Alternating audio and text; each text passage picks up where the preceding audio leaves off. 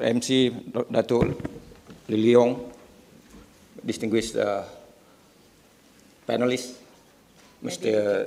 T. Can see you first. Yeah. Yeah, I think better go up. Yeah, so that they can see you. Otherwise you don't see me. I'm very short. Mr. Richard, and also Mr. Liu Wei Chen. I know they're not supposed to be here this afternoon. You're supposed to be with your girlfriends, your families, dating outside there. And I know, so I'm not supposed to be here. I know you are better than me. I'm not a member of SUPP, so I'm not supposed to say anything about SUP. So you can say mind your own business, But since Datuk Liliong and all the other colleagues have convinced me for the last 1 month, actually, I try to find all sorts of excuses. Telling them, no, I'm busy and all those. But as a good politician, Datuk Lili has managed to convince me. That's why I'm here today. So, ladies and gentlemen, I'm supposed to be a moderator. So I cannot be too far to the left and too far to the right like Ibrahim Ali or Perkasa. So I have to be in the middle, moderator. So I'm supposed not to talk a lot also, but they've given me 10 minutes. So since I'm invited here to talk about 10 minutes, here am I. So I'm going to call a spade a spade. Otherwise, there's no point for me to be here, Yeah. I'm sorry if some words hurt your feeling, but that's not my intention. So, but that's great. I didn't expect the crowd to be this large, That shows that SUP is still relevant in your heart. But I'm a bit worried when I see the faces around us here today. Where are the young, the Generation Y? I think it's about 90% of the audience here, probably above 40. But in as far as SUP is concerned, I was born in 1959. Mr. Richard was born in 1959. So in that sense, Mr. Richard and I have some similarities with SUP. So I'm 55 years old and SUP is 55 years old. But the difference between SUP and me is some people perceive or say that SUP is almost dead and to be buried very soon. Whereas me, I am still alive and kicking up here. So I don't know. That's the perception outside, because as far as I'm concerned, SUPP for the last how many years? 5, 6, 7 years, since 2006 actually, has been the target of mockery. People in the streets, members of SUP has nothing good to say about SUP.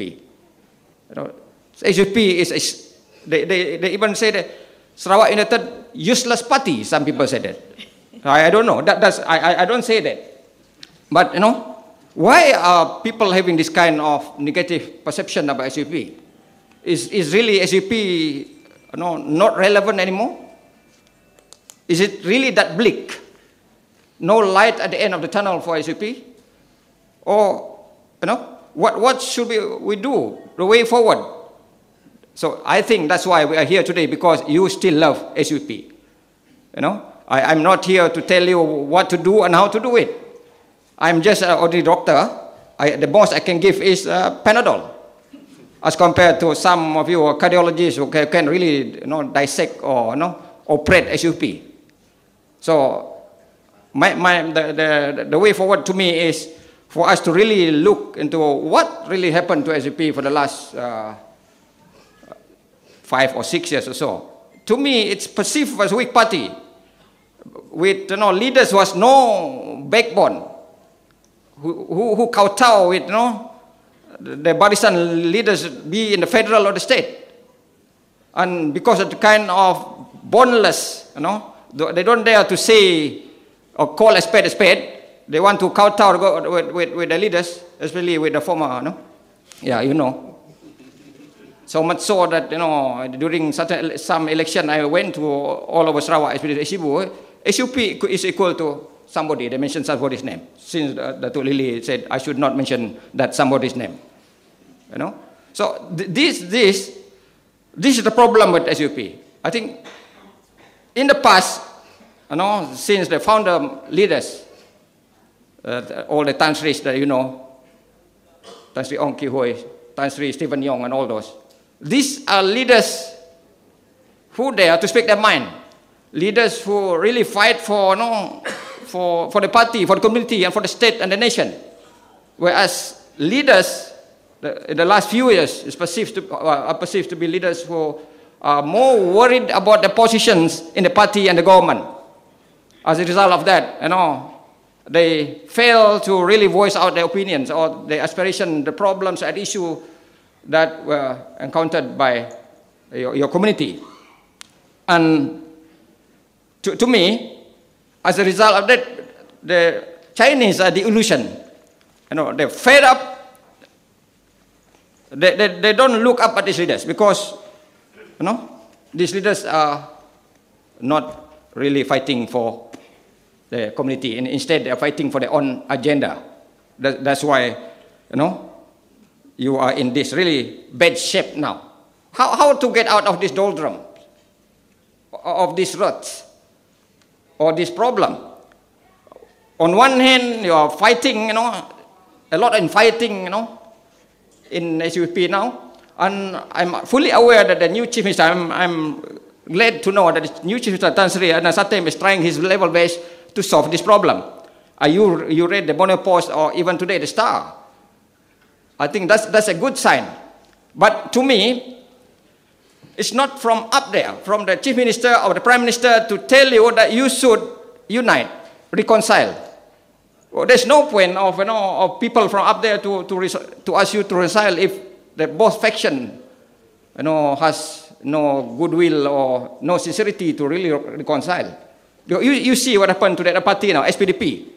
You know, the new chief minister had tried his level best to unite these two, the so-called group of four, you know, or group of five.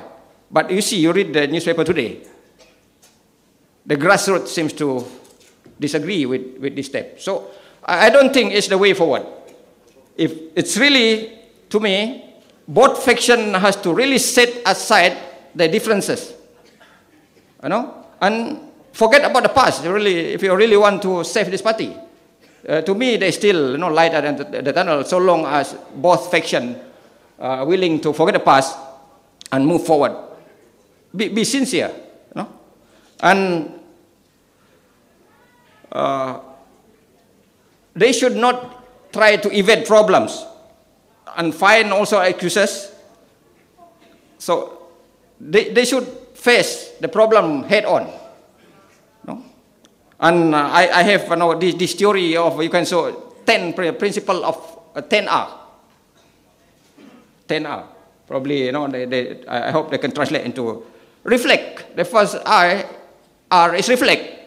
You need to reflect, introspect, you know. What happened to the SUP in the last 5 years or so, or 2006, started in 2006? So much so that the voters, electorate, the Chinese committee kick you out, you know, don't support you. Of course, there are a lot of internal factors, external factors that is beyond SUP. But SUP become you know, the target of criticism among the Chinese committee. Sometimes it's not really fair to me. And number two, after you reflect, you rectify. Based on the SWOT analysis, reflection is based on the SWOT analysis, the strong point, opportunities, weaknesses, opportunities, and so on. Okay? Rectify. I know that SUP has come up with a forward plan. They tried to rectify, and I think after 2006 election, what happened to this forward plan? You have spent so much time, energy, and money. I think this forward plan failed because some leaders in SUP are more interested in fighting. Some leaders who are tasked to address or fix the problem fail to deliver. I think that's the two reasons why, you know, the forward plan put forward by your former president was not successful. So that's the second thing, the rectify. The third one is reform. You need to change, or you be changed. That's, I think, is a very common, expression. I think by the Prime Minister. You don't change, people change you. So there are a lot of changes. I think you know what to do. You need to reflect back, I think, on the forward plan and probably reassess the plan rather than spending so much time. And then you need to reinvent, re-strategize in terms of strategies, or probably how you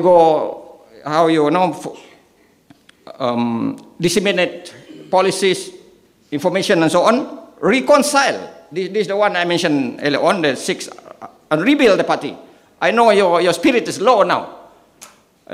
Just like the families of this mass are MH370.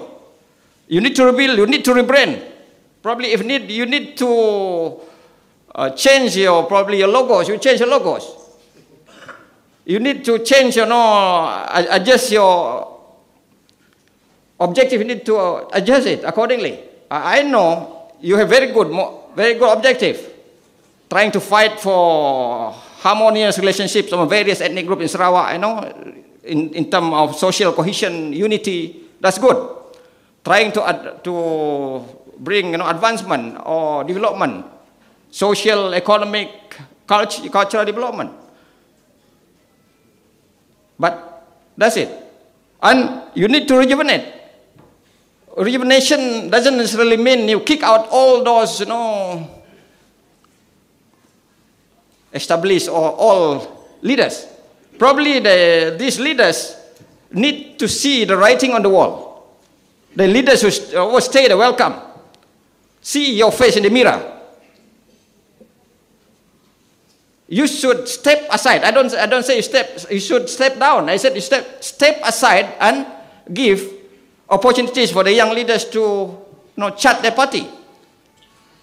Okay? But then again, I need to be careful here. You need to strike a balance. I don't believe in total change. You kick out, that's it. So you need to relook. Time to look forward and to be forward-looking. I think that's the key word. Time to look forward and be forward-looking. That's the way forward for SUPP. So now the onus is really on SUPP. The onus is on the members of SUPP. It's not on the new chief minister. It's not on the prime minister. That's why I'm quite happy to see you here, because to me, SUPP is still relevant so long as you are willing to implement all probably the 10 hours I mentioned earlier on. So, rather than it's late, what's the point of crying about spilled milk? I think you don't change now. I can say that SUPP is going to disappear. I mean, probably 1 or 2 more seats, it cannot be better than 2011 if you don't reconcile, come up with all the 10 hours just now. It's going to be worse than 2011. That's the hard fact that you have to accept.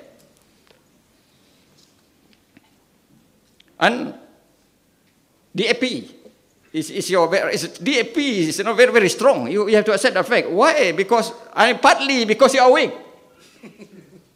Because you are weak, And DAP, I have to state the fact that I think there seem to be people who dare to speak on your behalf.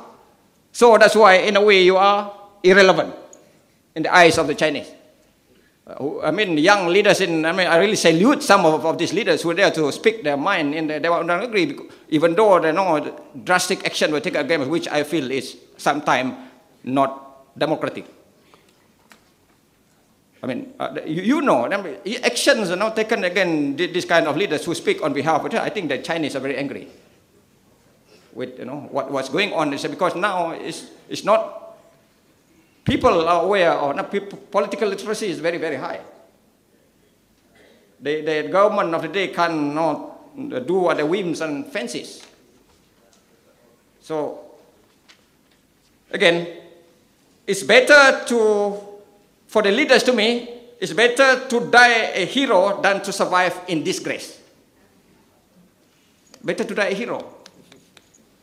You know? Be a hero. Speak on behalf of your people. Where you need to fight, you fight. The most successful politician is he who says what the people are thinking most often in the loudest voice. So you need to speak in the loudest voice. Thank you.